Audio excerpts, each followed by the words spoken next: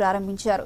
రాష్ట్రంలోని అంగన్వాడీ కేంద్రాలను ఆధునీకరించి పిల్లలకు ఆట వస్తువులతో పాటు చార్ట్లు, అవసరమైన కొన్ని పుస్తకాలను అందుబాటులో ఉంచుతామని మంత్రి సీతక్క తెలిపారు. అర్హులైన వారందరికీ రేషన్ కార్డులు, ఇందిరమ్మ ఇళ్లు ఇవ్వడానికి కాంగ్రెస్ ప్రభుత్వం సిద్ధంగా ఉందని మంత్రి సీతక్క తెలిపారు.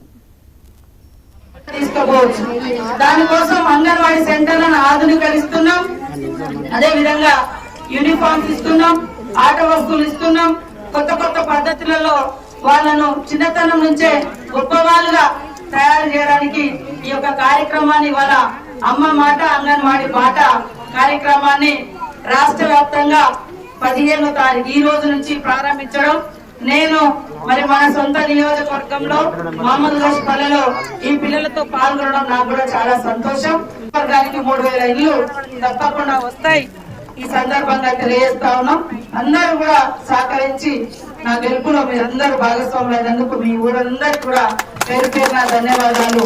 కష్టపడ్డ వాళ్ళు, ఇష్టపడ్డ వాళ్ళు మరి గెలిపించడానికి ప్రయాసపడ్డటువంటి మీ అందరికీ కూడా పేరు పేరున నమస్కారాలు. ప్రత్యేక సమావేశం అడిషనల్ కలెక్టర్ గారు